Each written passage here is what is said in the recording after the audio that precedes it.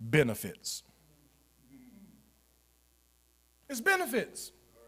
He says, what is it? He says, does it not come from the lust and the desires that are within you? You want something. Something ain't going the way you want it to, and now you upset about it. You think something, and nobody else is thinking it with you, and you've lost some prestige, which means you've lost some benefits because there ain't nobody else on your side, and now you got a problem with it.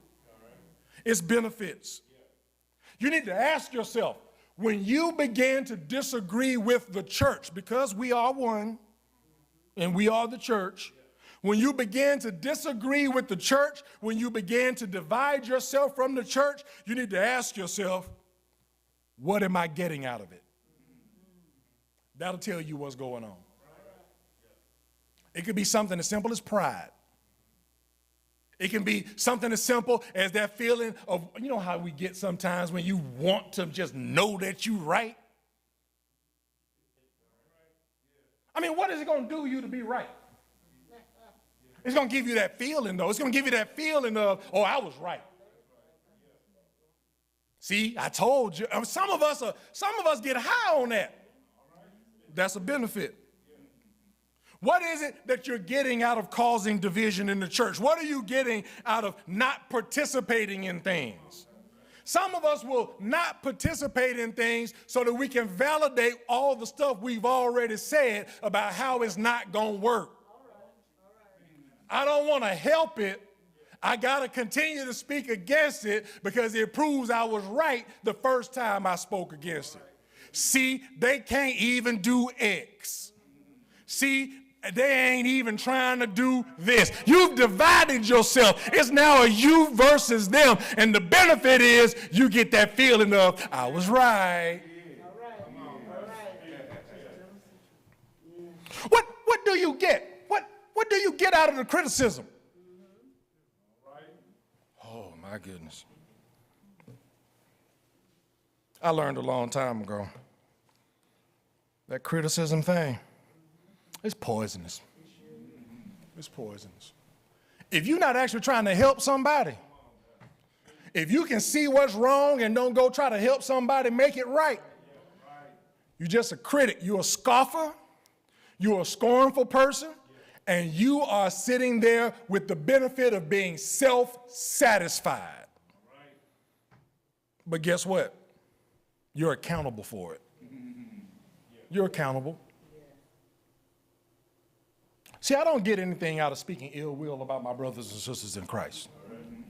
And you shouldn't either. In fact, you need to always remember this. If it's got too much I in it,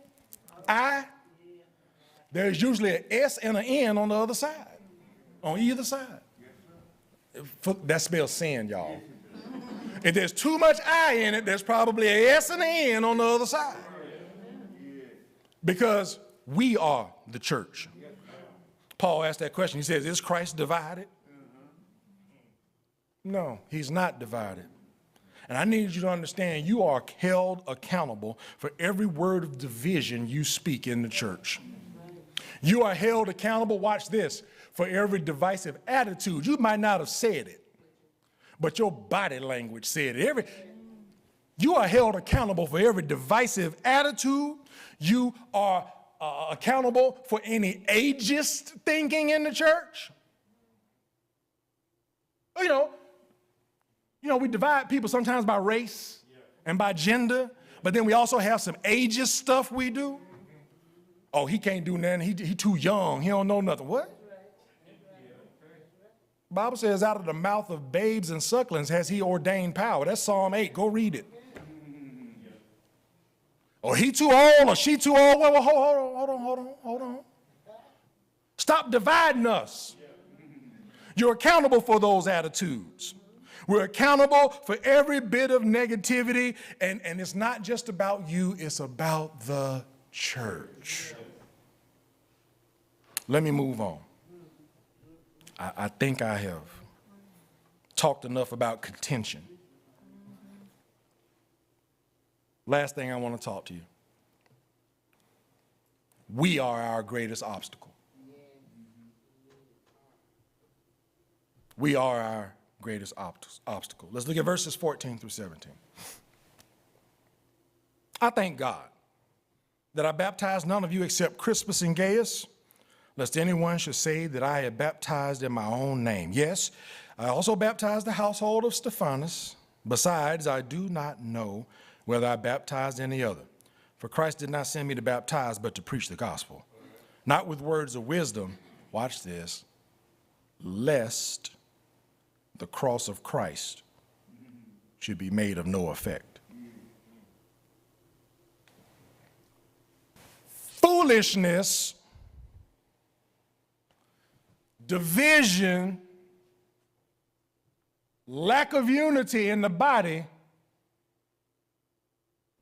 misalignment with what God is trying to do, a lack of buy-in to the vision, a lack of commitment to the purpose, all of these things take some of the effect away from the cross. Real world example. Some of you may know that I've taken up archery. My children bought me a bow for my birthday. I think there's a picture, Faith. Put the picture up there. That's me in the backyard, y'all. Man, if I go to try to hit an apple, I hit a tree. I am not trying to shoot anything with an apple. You see that grouping right there? That's not very good. I'm a beginner. I've only been doing this for about 3 weeks, Deacon Brisket. Deacon Brisket want me to be able to shoot an apple off somebody's head. We are not going to the emergency room. Okay? Yeah, with time and practice. Well, so with this bow, they bought me a 40-pound bow. And what that means is when I draw it back, I've got 40 pounds of force that I can release into the arrow. And when you release those 40 pounds, I'm telling you, it doesn't matter if you're 5 yards, 15 paces, 20 paces away. When it hits that target, it goes thunk. It's a satisfying thunk. I didn't realize how dangerous it was till I heard that thunk. Yeah. And people will tell you, you could take and this is like a beginner level bow. You could take a 30 or 40 pound bow, and this is kind of hard to pull, y'all. Yeah. You could take down a deer with this, right, if that arrow gets where it's supposed to go. Yeah. Well, so I bought an arrow rest because I wanted my arrow to go a little faster, right? And so I put the arrow rest on, and I went out the other day and I started shooting. And some of the arrows didn't go straight in the target. Some of them ended up in the target like this, at an angle. See that arrow on the bottom? Ended up like that. Some of them ended up like this, because when I released the arrow and I watched it, the arrow was doing this. It was seesawing. It lost a lot of power, and only the tip got in there, and the arrow just in there hanging by the tip. Now, if I shoot it straight and I got all the power, I mean, it's sinking there pretty good. You thunk, and you have to take some time to pull it out. But they were seesawing. And I started thinking about that thing. Now, why am I losing power? Why is the arrow seesawing? And I got to playing with it, and Faith was there. She was with me because she was out there shooting too. I bought a bow for her and Sister Manuel to be out there in the backyard. So they got a 30-pound, and me and Devontae got the 40-pound. So we out in the backyard. But anyway, I'm messing with it, and I realized everything wasn't in alignment. I don't know if you can see this, but on this bow, there's a little gold thing here. It's actually made out of brass. It's called a knock point. When you knock the arrow, you want the arrow to be up against the knock point, and you want the knock point to be in a perfect place to make sure the arrow goes straight. My knock point was not in the right spot because I put on a new arrow rest that was up a little bit higher. So when the arrow left the bow, it was seesawing in the air. It wanted to still go straight, but it was seesawing and had very little effect. The moment I adjusted the knock point, and Faith can tell you this, I drew back the bow and I hit the target dead center. And it went hard. And I said, that was the problem. My knock point was out of place. Let me ask you a question as I put this bow down. What's your knock point? What's the thing about you, and it's just personal, don't you answer this out loud, but what's the thing about you that is not in alignment with the church? What's the thing about you that every time the church tries to reach its goal and it tries to reach its target, somehow it falls just a little bit short? It doesn't have as much power. It doesn't have as much input because of something you are doing in the church.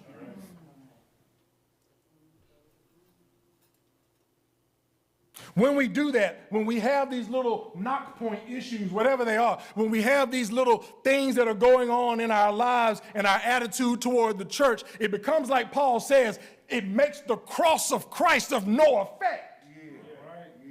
Oh, whoa. The cross is what we do.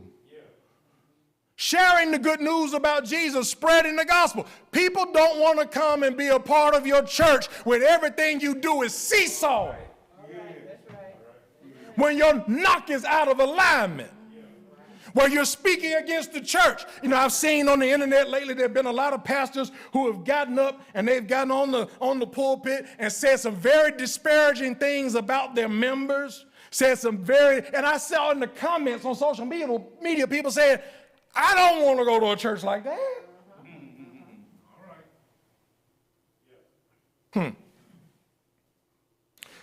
When we fail to be the church, when we fail to be in alignment with the vision, the goals, and the mission of the church, the world can't see the cross as clearly as they should. When we mistreat one another, people can't see the cross of Christ as clearly as they should. In fact, the person you mistreated can't see the cross of Christ because all they see is the hurt and the pain that you have caused them. When we bite and devour each other, we can't see the effect of the cross as well as we could when we gossip and when we murmur, when we fail to do our part and nobody ever sees us serve, nobody ever sees us participating. When